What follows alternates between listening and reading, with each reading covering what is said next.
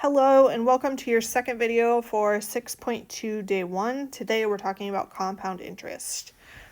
This one uses a different formula, so a new one we haven't seen yet. It's a equals p times 1 plus r over n times, or to the power of nt. Again, we have all of our variables and what they stand for. A is our final amount. P is our initial principal balance. Again, it's like your initial amount. It's what you start with. R is your interest rate. T is your number of time periods, and N is the number of times your interest is applied. This looks like kind of a lot, but really we're doing one example, but a bunch of sort of different versions of it. Your homework shouldn't be this involved. We just wanted to show you what these different words annually, semi-annually, quarterly, monthly, and daily meant, so you can know how to do various problems. So without further ado, let's do our example. All right, so we're looking at our first example here. We're going to use this example 3 for all of these equations, but really we're going to talk about what annually, semi-annually, how those words change my equations, and what they mean. So we know Tamira invests $5,000 in an account that pays 4% annual interest. P is my initial principal balance. It's how much you put into the investment initially. So we know Tamira invests $5,000 in her account, so my P value is going to be 5,000. The R value is your interest rate, and this account pays a 4% annual interest. Oops, I really wanted that to be a highlighter. So R is going to be 4%, but again, we have to change that to a decimal. So I'm going to move my decimal over twice, add a 0 wherever there's a blank, and this is going to be 0.04 for my R value.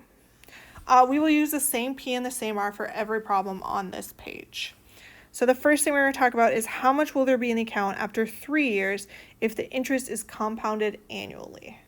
So the first thing we need to figure out is what is our N value? Well, N tells you how many times the interest is implied. So this says that our interest is compounded annually, and that's the key word here. Annually tells me it happens once a year. So my N value is going to be 1. And then we have to figure out what our T value is. In this case, T is the amount of time that passes, or the number of time periods. It's 3 years, so T is going to be 3. I'm going to actually do that in blue too because I just am out of colors. So T is going to be 3. Now we need to find that A value. In order to do that, we have to plug it into that equation and solve. So we're going to use A equals, and then we're going to plug in our P value, which is 5,000. Times 1 plus my R value, which is 0.04, divided by my N value, which is 1,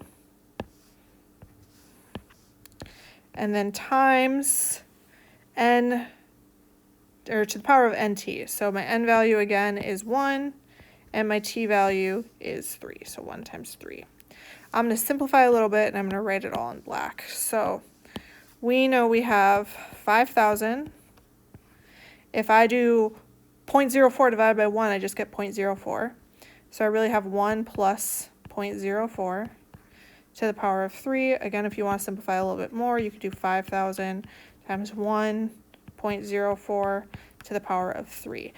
If you include your parentheses, you could type it just like this into your calculator and it would give you your answer.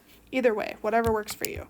So I'm going to go ahead and type in the second one, 5,000 times 1.04 to the power of 3. And that gives me 5,624.32. So that's $5,624.32. And that's how much Tamira will have after 3 years when the interest is compounded annually. All right, let's look at our next one. Tamira invests the same amount. So again, I still know P is 5,000. My rate is still 4%, so it's going to be 0.04. Again, if you don't know how I got those, go back to the last slide. It's just the same problem.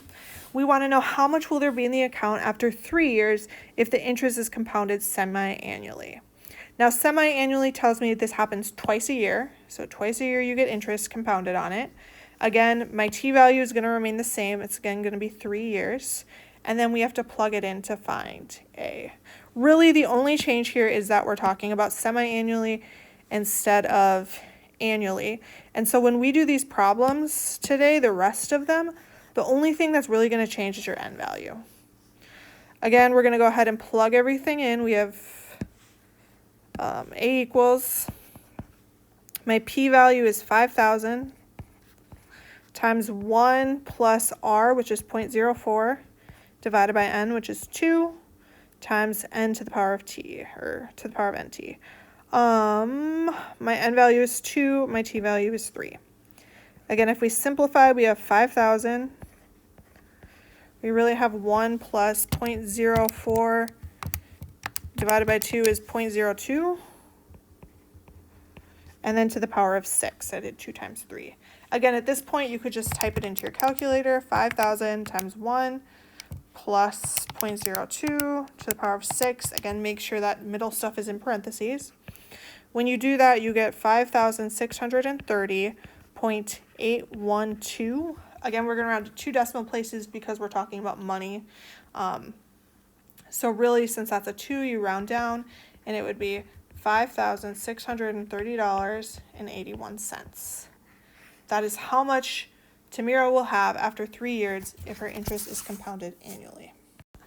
Our next example, Tamira is still investing the same amount, so she still has $5,000 to invest. Her interest rate is still 0.04%. Well, it's 4%, which is 0.04. This time, she's again investing for 3 years, so t is going to be 3, and the only thing that changes is our n value. This one says our interest is compounded quarterly. Quarterly means it happens 4 times a year, so my n value is going to be 4. Again, we're just going to plug everything in. We have A equals my p value 5,000 times 1 plus my r value 0.04 divided by n, which is 4. And then to the power of 4, my n value, times t, which is 3. Again, if we simplify, we're going to have 5,000 times 1 plus 0.01 to the power of 4 times 3 gives me 12. Again, at this step, you can just type it into your calculator, 5,000 parentheses 1 plus 0.01, close your parentheses, to the power of 12. That gives me 5,634.125. Again, that 5 tells me I round up, so really my final answer would be $5,000, $634 and 0.13. So her final amount after 3 years compounded quarterly would be $5,634.13. All right, I think we have 2 more, and then you will be done. So this one, Tamira, again, invests $5,000. Again, we know her rate is going to be 0.04 because her interest rate is 4%. And we know she's keeping her money in there for 3 years, but this time the interest is compounded monthly. We know that there's 12 months in a year, so that means that my n value is going to be 12. Again, we're going to plug it all into our equation. We have A equals 5,000 times 1 plus r over n, so 0.04 over 12, to the power of 12 times 3, and then we'll simplify. So really we would have 5,000 times 1 plus 0.04 divided by 12. We'll call it 0.003. Sure. And then we have 12 times 3, so it's the power of 36. This might be a little off just because I rounded here, but it should be good enough. So we're going to go ahead and type that in. So we have 5,000 parentheses 1 plus 0.003, close your parentheses, to the power of 36, and we get 5,569.338. Again, that 8 tells me I round up, so really my final answer is going to be 5,569.34. Now, if I'm looking at this answer and I'm looking at the answer the book gives you. So the book didn't round in this step, they just typed that into their calculator all at once. When they did it, they got as a final answer 5,569.36. Now, I haven't looked at your homework yet. I'm hoping it's multiple choice. If it is, that like 2% or that 2 cent difference shouldn't matter because you know that like, hey, that one is the closest to this one, so you should be good to go. If you are worried about that and you want to make sure you have the most accurate answer, when you type it into your calculator, do 5,000, 1 plus, and then do a parentheses, 0.04 divided by 12. Close that parentheses for the fraction. Close it again for 1 plus that fraction, and then do 12 times 3. That would give you the exact right answer. Again, mine was a little off because of rounding, so it's totally up to you which way to do. If you're getting a close answer but it's not giving you the points, just, be aware of that. All right, we have one final version. So again, Tamira invests $5,000. Her interest rate is 0.04 because it's 4%. Again, we know she's doing it for 3 years, but this time the interest is compounded daily. So we know that generally there's 365 days in the year. I know there's a leap year, but we're just going to use 365 as our end value.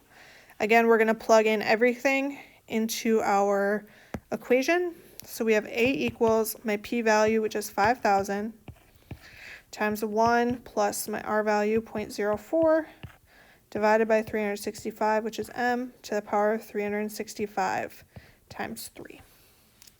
Again, if you're typing this into your calculator to get the most accurate answer, do the double parentheses. I'll do that this time. So we have 5,000, parentheses 1 plus, parentheses 0.04 divided by 365. Again, you need double parentheses to close your fraction and close 1 plus that fraction. And then to the power of 365 times 3. That gives me 5,637.447. That 7 tells me I need to round up. So my final answer is going to be $5,637.45.